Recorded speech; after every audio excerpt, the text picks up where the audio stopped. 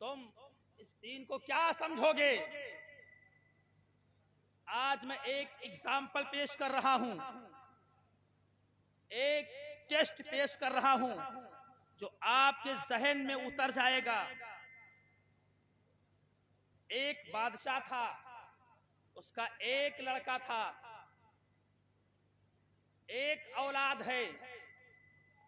अब जिन हजरातों की एक औलाद है उनके दिल से पूछिए, वही सब कुछ है, उनके लिए वही नूरे नजर है, वही लखते जिगर है, वही दिल का टुकड़ा है, वही जान का चैन है।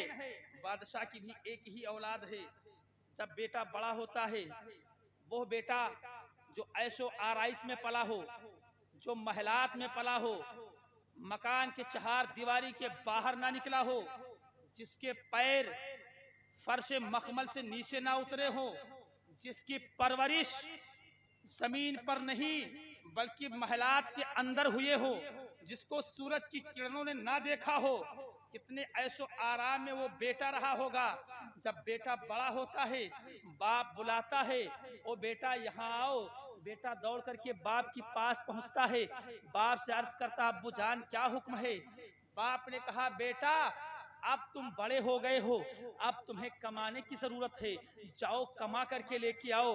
अब बेटा बाप से कोई जवाब नहीं तलब करता है, कोई जवाब नहीं देता है, बल्कि अपनी माँ के पास पहुंच जाता है। वो माँ जो अपने बच्चे की एक आहट के लिए अपनी जान कुर्बान करने के लिए तैयार रहती हो, वो माँ जो अपने बच्चे को सीने से जुदा करना पसंद ना करती हो, वो माँ जो जब बच्चा घर से बाहर निकलता है, जब तक वो उसकी नजरों से ओझल नहीं हो जाता है, तब तक माँ टिकटिकी बांध कर देखा करती हो। वो माँ जब वो जालिम बेटा अपने माँ के सीने के ऊपर सवार होकर के एक दुनिया की फरेफ्ता औरत, फाहिशा औरत, बेहुदा औरत के चक्कर में अपने माँ के गले के, अपने माँ के सीने के ऊपर बैठ करके खंजर को रखा हो, रख करके माँ का दिल निकाल लिया हो। वो माँ का दिल जब लेकर के चल रहा है, रास्ते में ठोकर लग जाती है, माँ का दिल बाहर गिर जाता है, दिल से भी आवाज आती है, वो बेटा तुझे चोट तो नहीं आई है? वो माँ कैसे अपने बच्चे को मुसीबत में देख करके बर्दाश्त कर रही होगी। वो माँ जब सारी दुनिया खुशियां मना रही है, छठी का जब आलम होता है, बाप खुशियां मना रहा है, बहनोई भी आया हुआ है, उसको भी बुलाया गया है, वो भी खुशियां मना रहा है कि आज मुझे ज्यादा इनाम और इकराम मिलेगा। फूफा को भी बुलाया जाता है, फूफा भी आया है, वो भी इसी लालच में आया है कि आज हमारे ससुराल में, आज हमारे ससुराल में बच्चे की विलादत हुई है, हमारे साले साहब की तरह में बच्चे की विलादत हुई है, मैं वहां जाऊंगा, मुझे बहुत इनाम और इकराम मिलेगा। इस असना में आकर के, दौलत की लालच में आकर के, इनाम और इकराम की लालच में आकर के यहाँ पर खुशियां मनाई जा रही है, यहाँ पर खुशियां मनाई जा रही है। मगर माँ अपने बच्चे को सीने से लगा करके, अपने जिस्म से नचोड़ करके, खून का एक एक कतरा को दूध की शक्ल में तब्दील करके अपने बच्चे के हलक में उतार रही है। बच्चा वो दूध जब पीता है, बच्चे के माँ बच्चे के मुंह की जबान की गर्मी को महसूस करती है, माँ की आंखों में आंसू आ जाते हैं, मेरे बेटे को बुखार आ रहा है, मेरी बेटी की तबीयत बिगड़ती जा रही है।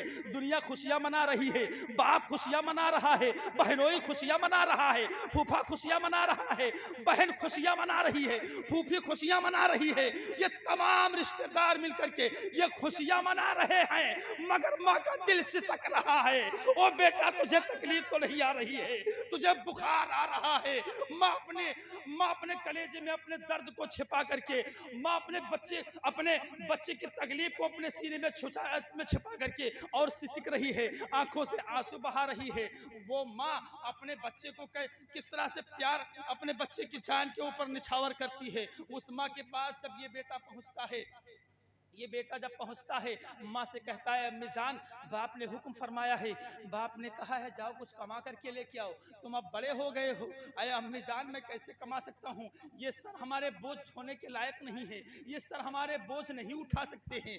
माँ ने कहा बेटा तुम घबराओ नहीं, अभी तुम्हारी माँ जिंदा है, जब तक तुम्हारी माँ जिंदा है तब तक तुम्हें इस दहलीज से बाहर कदम रखने की जरूरत नहीं है। अरे बेटा तुम्हें घबराने की जरूरत नहीं है, अरे बेटा मैं तुम्हें पैसे देती हूँ।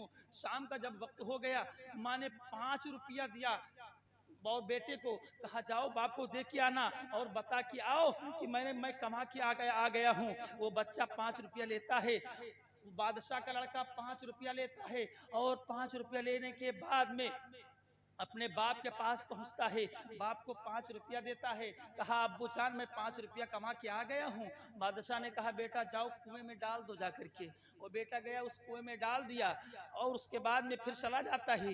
दूसरा दिन फिर होता है, बादशाह फिर अपने बेटे को बुलाता है। कहा बेटा अब तुम अभी बड़े हो गए हो, अब तुम्हें कमाने की जरूरत है, अब तुम्हारे जरूरतें तुम्हारे सामने हैं, बेटा कुछ कमा के लेके आओ। वो बेटा फिर माँ के पास पहुंचता है और माँ से फिर कहता है अम्मी जान बाप ने हुक्म किया है कि बेटा कुछ कमा करके लेके आओ। अरे अम्मी जान मैं कहाँ कमाने के लिए जाऊँ, मुझे नौकरी कौन देगा, मुझे मुलाजिमत के लिए कौन रखेगा, मैं किसके वहाँ मजदूर बन करके रहूंगा, मुझे कोई अपने दरवाजे पर मजदूरी नहीं देगा, मैं कैसे कमाने के लिए जाऊँ। माँ ने फिर 5 रुपया, शाम का वक्त हो गया, माँ ने फिर 5 रुपया निकाला और अपने बेटे को दे दिया।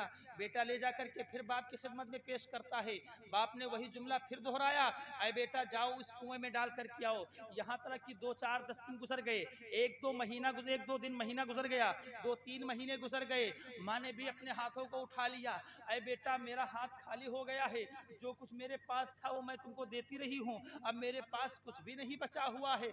अब ये लड़का माँ की मोहब्बत के बाद मेरे भाइयों दूसरी अगर मोहब्बत कोई करने वाली खातून है तो वो फूफी हुआ करती है, बीवी नहीं हुआ करती है। आए नौजवान, आज तू जिस बीवी के ऊपर अपनी दिलो जान को निछावर करता है, ये बीवी तुझसे मोहब्बत नहीं करती है, बल्कि तुझसे सिर्फ ये टाइम पास कर रही है, तेरे जज्बात से खेल रही है। कहीं ऐसा तक होता है कि तुझे धोखा दे करके किसी और के साथ भी चली जाती है। मगर माँ जिस तरह से तूने अपनी बीवी से मोहब्बत किया है, जिस तरह से तूने अपनी बीवी से लव लगाया है, काश ये मोहब्बत अपनी माँ से किया होता, माँ के कदमों को पकड़ करके चूम करके आंखों से लगाया होता, तो माँ की निकली हुई आवाज अर्श मुअल्ला से टकराई होती, तो आज तेरी दुनिया भी सुधर गई होती और तेरी आखिरत भी संवर गई होती। माँ के बाद अगर कोई मोहब्बत करने वाली है खातून तो दूसरे नंबर पर फूफी आती है। अब ये नौजवान अपनी फूफी के पास दौड़ता हुआ जाता है, कहा है फूफी जान बाप कह रहा है कुछ कमा करके लेके आओ, अब तुम बड़े हो गए हो, ऐ फूफी जान मैं कहाँ कमाने के लिए जाऊं। कहा बेटा, कहा ऐ मेरे प्यारे भतीजे तुम्हें अभी कमाने की जरूरत नहीं है, तुम्हारे भाई की बहन अभी जिंदा है, जब तक मेरी बाजुओं में ताकत है तुम्हें बाहर जाने की जरूरत नहीं है, लो मुझसे पैसे लेकर के जाओ। अब फूफी पैसा दे रही है, 2-4 दिन गुजरता रहा, ये नौजवान पैसा लाता रहा, बाप की खिदमत में पेश करता रहा है। बाप की खिदमत में पेश करने के बाद बाप कहता रहा जाओ उस कुएं में डाल करके आओ। यहाँ तक कि कुछ दिन गुजरने के बाद फूफी ने भी हाथ को खड़े कर लिए, अरे भतीजे मेरे पास अब तुम्हें देने के लिए मेरे पास कुछ नहीं बचा हुआ है, अब मैं तुम्हें क्या इनायत करूं। अब बेटा ये मायूस हो जाता है, बाप फिर पुकारता है ऐ बेटा तुम्हें कमाने की जरूरत है। अब ये नौजवान स्टेशन पर पहुंचता है, मजदूरी की तलाश करता है, हसीनो जमील देख करके, खूबसूरती देख करके कोई अपने काम पर रखने के लिए तैयार नहीं होता है। ऐसा लग रहा है, चेहरे से महसूस ये हो रहा है किसी रईस घर की ये औलाद है, कोई अपने काम पर रखने के लिए तैयार नहीं होता है। ये नौजवान किसी तरह से एक मजदूरी, बड़ी मेहनत और मशक्कत की मजदूरी मिलती है, वो मेहनत और मशक्कत की मजदूरी अपने सर पर बोझ को उठाता है और बोझ उठाने के बाद में 2 मंजिले के ऊपर चढ़ाता है। 2 मंजिले पर जब चढ़ाता है पैरों में वरम आ जाते हैं, हाथों में दर्द पैदा हो जाता है, कमर की हड्डी सीधी नहीं हो रही है, इसमें भी दर्द पैदा हो जाता है। अब ये नौजवान शाम का जब वक्त होता है इसे 1 रुपया मिलता है। अब तक माँ 5 रुपया देती थी, अब तक फूफी 5 रुपया दे रही थी, मगर ये नौजवान ने जब काम अपनी मेहनत और मशक्कत की मजदूरी किया है, अपनी मेहनत और मशक्कत के साथ में जब इसने काम किया है तो इसको 1 रुपया मिला। अब वो 1 रुपया लेकर के अपने बाप के पास पहुंचता है और कहता है अब्बू जान मैं कमा करके आ गया हूँ। कहा बेटा इस पैसे को ले जाओ उसी कुएं में डाल दो जा करके। अब तक ये नौजवान खामोश रहता था, बाप माँ पैसा दिया करती थी, माँ 5 रुपया देती थी, ये नौजवान बाप की खिदमत में पेश करता था, बाप कहता था बेटा जाओ उस कुएं में डाल दो जा करके। अब तक ये डालता रहा, फूफी पैसा देती रही, कुएं में डालता रहा, माँ पैसा देती रही, कुएं में डालता रहा। जब ये नौजवान बड़ा हो, जब ये नौजवान एक इंसान की मजदूरी के लिए गया, मेहनत और मशक्कत से पैसे को कमाया, अपने पसीने को बहाया और 1 रुपया लेकर के आया। जैसे बाप ने कहा बेटा जाओ उस कुएं में डाल दो, फौरन बदल कर खड़ा हो गया। अरे अब्बू जान, तुम्हें इस रुपये की कीमत मालूम नहीं है, तुम्हें इसका दर्द क्या मालूम है? ये तो मेरे सीने से पूछो, मेरी चोटी का पसीना एड़ी तलक आ गया था, आज रीढ़ में दर्द हो रही है, हाथ उठ नहीं रहे हैं, पैरों से चला नहीं जा रहा है। अरे अब्बू जान, तुम कह रहे हो उस कुएं में डाल दो जाकर के, ये मुझे गंवारा नहीं है कि मैं ये 1 रुपया उस कुएं में जाकर डाल दूं। अब तो तुम्हारी समझ में आ गया होगा कि ये दीन कितनी मेहनतों मशक्कत से यहां तक पहुंचा। तुम्हें इसका दर्द कैसे होगा, तुम कैसे महसूस करोगे, कितनी तकालीफें सहाबाए कराम ने झेल करके ये दीन हम तक पहुंचाया है, कितनी मुसीबतों को झेल करके हमारे आका सल्लल्लाहु ताला अलैहि वसल्लम ने ये दीन हम तक पहुंचाया है। हमारे आका जब सजदे में जाते थे, कुफ्फारे मक्का मेरे आका के दोषे मुबारक पर ऊंट की ओझड़ी रख दिया करते थे। ये छोटे जानवर की ओझड़ी नहीं, बड़े जानवर ऊंट की ओझड़ी बहुत वजन हुआ करती है मेरे भाइयों, उसका अंदाजा तुम नहीं लगा सकते हो। जो ऊंट काटते बेचते फरोख्त करते उनसे पूछना कितनी वजन ओझड़ी होती है। जब मेरे आका के दोषे मुबारक पर रख दिया गया, मेरे आका सल्लल्लाहु ताला अलैहि वसल्लम का दम घुटने लगा। हजरत आयशा सिद्दीका रदी, हजरत फातिमा ज़हरा रदी अल्लाह ताला अन्हा दौड़ करके आती हैं और अपने बाप के दोषे मुबारक से ओझड़ी को हटाती हैं। मेरे आका सल्लल्लाहु ताला अलैहि वसल्लम तब सजदे से सर उठा पाते हैं। मेरे आका सल्लल्लाहु ताला अलैहि वसल्लम जब दीन की तबलीग करने के लिए पड़ोसी मुल्क में जाते हैं, वहां के कुछ नौजवान बच्चों ने, नौजवान शरीरों ने, नौजवान लड़कों ने मेरे आका सल्लल्लाहु ताला अलैहि वसल्लम को मजनू और पागल कहा। मेरे आका के दिल पर क्या गुजर रही होगी, एक अच्छा इंसान को अगर मजनू और पागल कहा जाए, उसके सीने पर क्या गुजरेगी, उसके दिल पर क्या गुजरेगी। मेरे आका सल्लल्लाहु ताला अलैहि वसल्लम के ऊपर पत्थर बरसाए गए। मेरे आका सल्लल्लाहु ताला अलैहि वसल्लम ने पत्थर को भी खाया और उफ नहीं किया। ये नहीं कहा ए मालिकुल मौला जो मुझ पर पत्थर बरसा रहे हैं तू इन्हें गारत कर दे, बल्कि ये दुआ देते रहे ए मालिकुल मौला जो मुझ पर पत्थर बरसा रहे हैं, जो मुझे अज़ियतें दे रहे हैं, जो मुझे तकलीफें दे रहे हैं, ए रब्बे कदीर तू इन्हें हिदायत दे दे, ए रब्बे कदीर तू इन्हें हिदायत दे दे। तुम्हें भला इसका अंदाजा कैसे लग सकता है ए मेरे प्यारे इस्लामी भाइयों।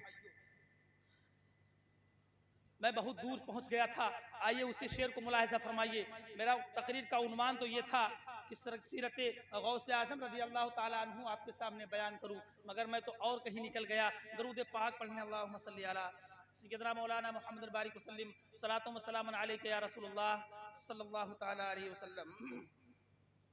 जो कूड़ा डालती थी एक दिन बोलिए आका से, जो कूड़ा डालती थी एक दिन बोलिए आका से, जो कूड़ा डालती थी एक दिन बोलिए आका से, मुझे पढ़वाइए कलमा इनायत काम आएगी, मुझे पढ़वाइए कलमा इनायत काम आएगी, न इज्जत काम आएगी न शोहरत काम आएगी, बरोज़े हश्र आका की मोहब्बत काम आएगी। अज़ीज़ान मिल्लत इस्लामिया, सीरत गौसे आज़म बयान करने का वक्त ज़्यादा नहीं रहा, उलमा बैठे हुए हैं, मैं नहीं चाहता कि ज़्यादा वक्त आपका लूँ क्योंकि 10 बजने वाला है और अभी हजरत को भी समाअत फरमाना है और आपके मेहमान कुछ और भी आ रहे हैं, उनको भी समाअत करना है।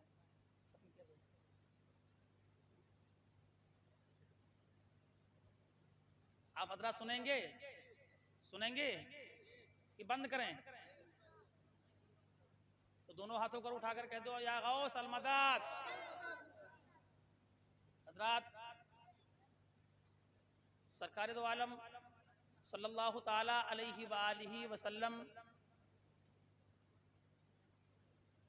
की बेटी सैयदा फातिमा रज़ियल्लाहु ताला अन्हा, उनके बेटे हजरत इमाम हसन और इमाम हुसैन, उनकी औलाद सरकार गौसे आजम, सुभान अल्लाह सुभान अल्लाह, सरकार आला हजरत नक्शा खींचते हैं और क्या इरशाद फरमाते हैं, तेरी नस्ले पाक में है बच्चा बच्चा नूर का। या रसूलुल्लाह अलैहिस्सलातु वस्सलाम, तेरी नस्ले पाक में है बच्चा बच्चा नूर का, तू है ऐने नूर, तेरा कुल घराना नूर का। सुबह तैबा में हुई बटता है बाड़ा नूर का, सदका लेने नूर का आया है तारा नूर का। वो सरकार गौसे आजम रज़ियल्लाहु ताला अन्हु